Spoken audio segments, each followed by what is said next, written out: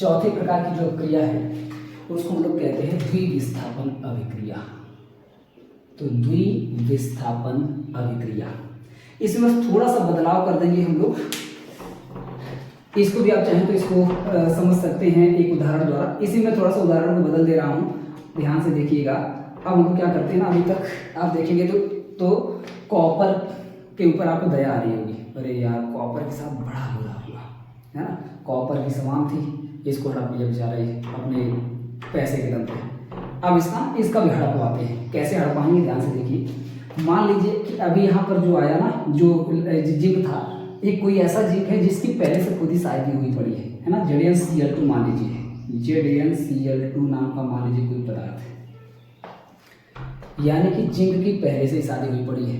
लेकिन आप जानते हैं जब शादी हो जाती है, शादी पहले तक तो एकदम खूब रहता है कि हाँ भाई तुम बहुत केयर करेंगे, ये करेंगे, जान दे देंगे, मर जाएंगे, बहुत सारी चीज़ें होती हैं। लेकिन जैसे ही हो जाती है, जब डेली रहना पड़ता है साथ में, तब दिक्कत होती है।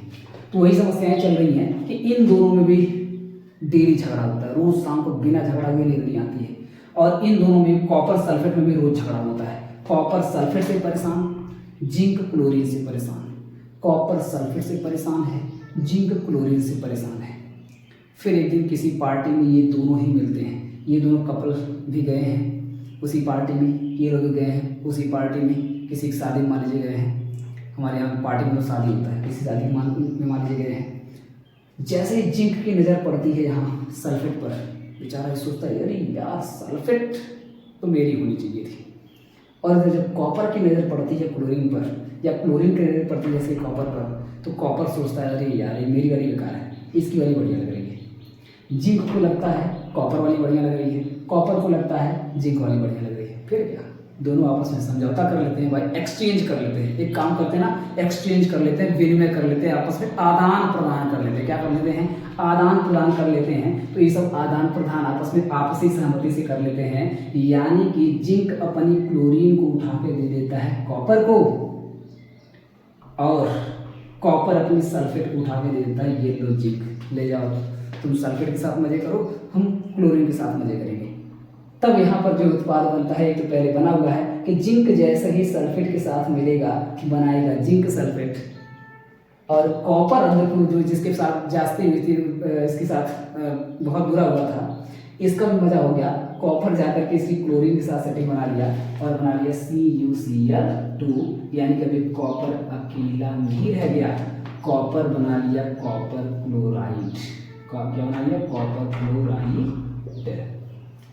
तो अब यहाँ पर आप देखेंगे विस्थापन तो हुआ, नो डाउट विस्थापन तो हुआ, लेकिन इसमें दो का विस्थापन हुआ। जिंक ने जाकर के कॉपर को विस्थापित किया सल्फेट के चक्कर में, तो कॉपर भी चालाक निकला, जाकर के जिंक को ही हटा दिया यहाँ से क्लोरीन के चक्कर में।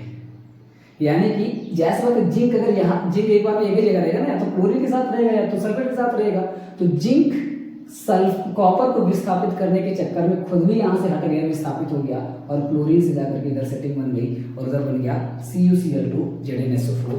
कुल मिलाकर के Cl जाकर के इससे जुड़ गया, इसका सल्फेट आकर के इससे जुड़ गया।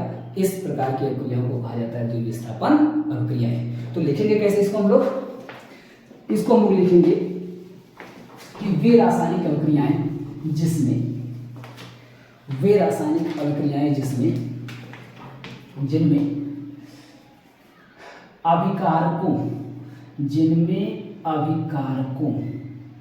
जिनमें अभिकारकों के आयनों, जैसे ही टूटेगा ना आयन बन जाएगा, जिंक प्लस बन जाएगा, Cl माइनस बन जाएगा, कॉपर प्लस हो जाएगा, सल्फेट माइनस हो जाएगा, तो इसी को आयन बोलते हैं, धनायन और ऋणायन बोलते हैं। तो जिनमें अभिकारकों के आयनों के बीच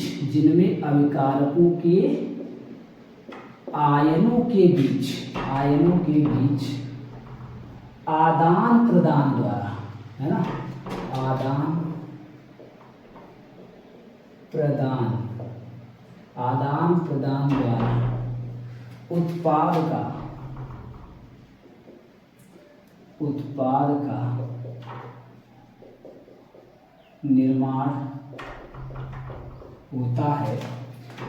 का निर्माण होता है, द्विविस्थापन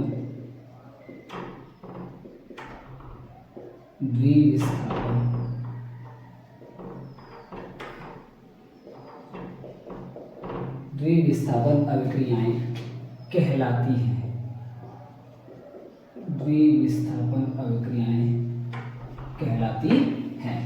तो इधर नोट कर लीजिए जल्दी से। अगर यहाँ पे आपको थोड़ा सा खिचड़ी जैसा महसूस हो रहा है तो इसको हम थोड़ा सा सही करके लिख देते हैं फिर से।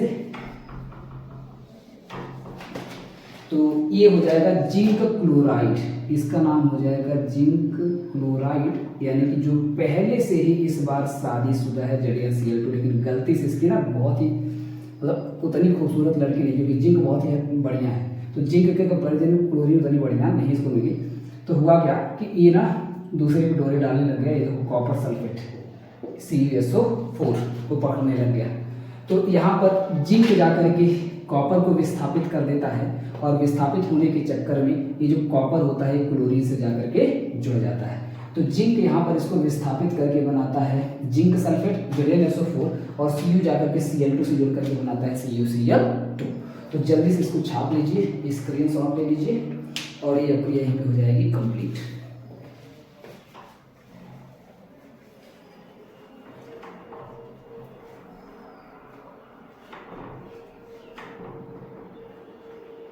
तो उम्मीद करते हैं कि आप लोग स्क्रीनशॉट ले लिए होंगे।